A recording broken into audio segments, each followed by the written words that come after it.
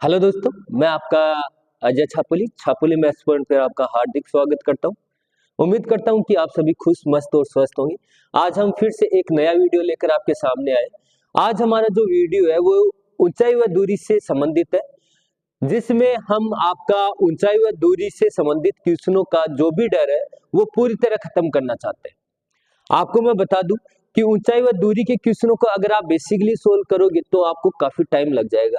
अगर आप इन ट्रायंगलों का यूज कर करोगे तो आपका क्वेश्चन आराम से निकल जाएगा। आपको किस किस टाइप के क्वेश्चन पूछे जाएंगे हम थोड़ा उन पे भी बात करेंगे बाद में। तो पहले तीन ट्रायंगल हमारे पास आपका पढ़े हुए थे कि तीन ट्रायंगल ऐसे पढ़े थे आपने सर, ये एक तो 30 डिग्री का होगा और एक 60 डिग्री का हुआ और एक 90 डिग्री का होगा। मैंने इन तीन ट्रायंगलों का आपको यूज करके चलना है बेटा, ये 45 डिग्री का। ठीक है, देखो 30 का आपको बताया है, यहाँ पर ये सारे समकोण है, त्रिभुज के तीनों कोणों का योग 180 होता है। अगर ये 30 है तो ये कितना होगा 60, ये 60 है तो ये 30, ये 45 है तो ये 45।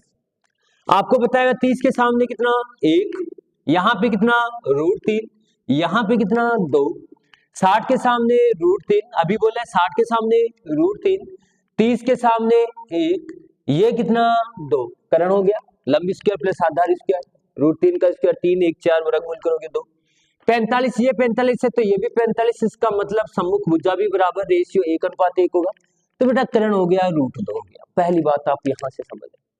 अब आपके जो क्वेश्चन बनेंगे, पहली बात तो एक टाइप का क्वेश्चन तो आपका यही बन गया कि आपको दिया होता कोई पेड़ है, कोई मीनार है, 800 मीटर है, तो बताओ व्यक्ति 30 डिग्री के कोण बनाए कितनी दूरी पर खड़ा है।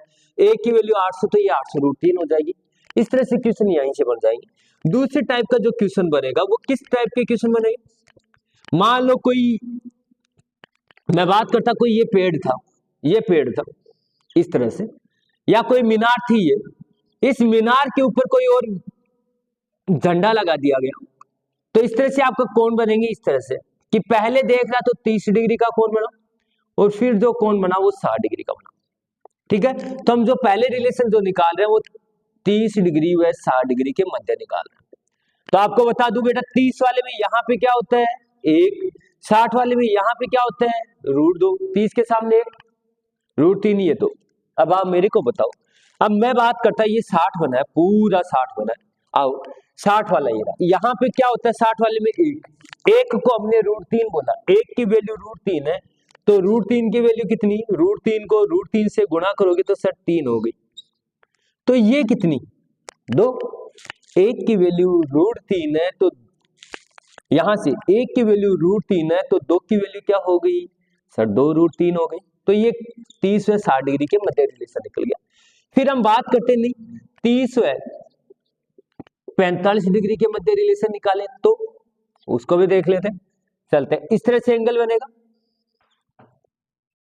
इस तरह से एंगल बना, मान लो जो नीचे होगा वो कम कोण का बनेगा, ये 30 डिग्री का बना, ये 45 डिग्री का बना, ये यहां से ये 45 डिग्री का बना।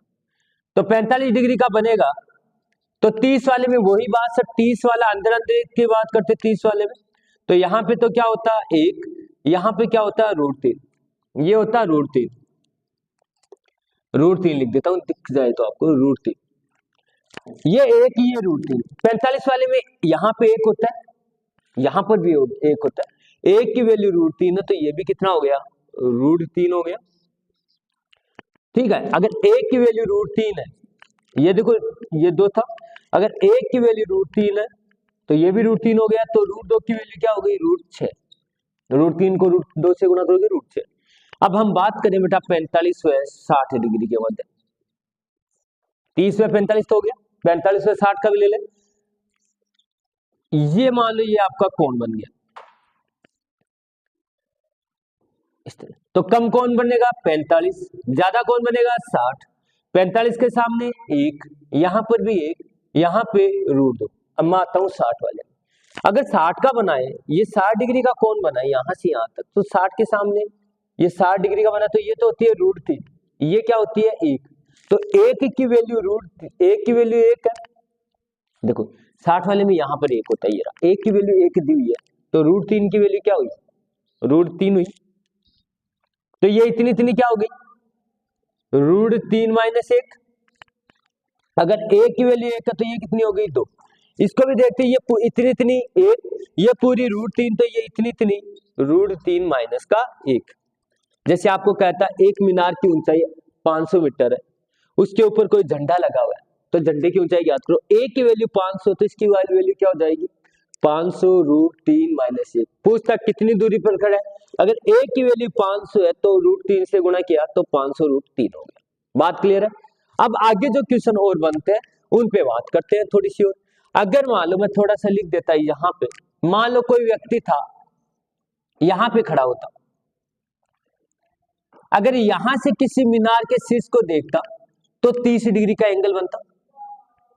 ठीक है, मान लो 60 डिग्री का एंगल बना। अगर वो थोड़ा दूर दूर गया, बेटा दूर जाओगे तो कौन कम बनेगी 30 डिग्री का। तो मैं बात करता 30 व 60 के बदले इस तरह से होता, पहले मीनार के पास खड़ा होता, फिर दूर जाता या नजदीक आता, पहले यहाँ खड़ा रहता तो यहाँ आ जाता, तो क्या बनता 60 के सामने वही बात से √3 होता है, 30 के सामने 1 तो क्या होता है 2।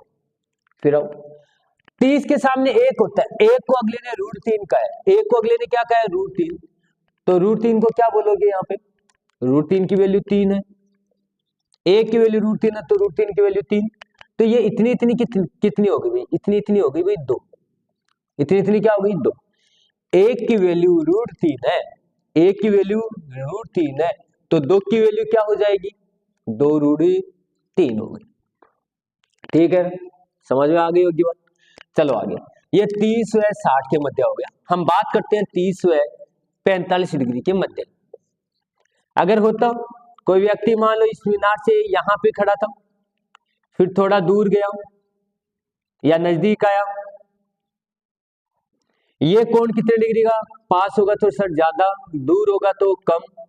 45 में यहाँ पे 1, यहाँ पे 1, यहाँ पे √2। 30 में सर क्या होता है, 30 में यहाँ पे क्या होता है 1, यहाँ पे क्या होता है √3, तो ये 1 ये √3, तो ये क्या बच गया √3 - 1। 30 में 1 की वैल्यू 1 किया तो ये कितना हो गया 2 हो गया। ठीक है, 1 की वैल्यू क्या थी 1 थी, तो 2 की वैल्यू क्या होगी 2। इसी तरह हम बात करें एक और की बात कर ले, यहीं पे लिख देता हूं एक, किसकी, यहां पे अगर देख लेते, अगर आपके पास कोण बच गया कोई 45 व 60 का, 45 व 60 का, तो 45 व 60 का कैसे बनाओगे, नजदीक होगा वो कितने का 45 का, दूर होगा वो कितने का 60 का, यहाँ पे 1, यहाँ पे 1, तो यहाँ पे कितना √2। 60 में 1 की वैल्यू है, 60 के सामने √3 होता है, 60 के सामने क्या होता है यहाँ पे √3 होता है या नहीं होता, अगर सॉरी नजदीक बनता वो कितने डिग्री का बनता, यहाँ पे बना देते हैं एक और, इसी को ले लेते हैं। एक कोण आपका जो बच गया 45 व 60 डिग्री वाला, वो यहाँ पे देख लेते हैं। ये हो गया आपका 45 व 60 का,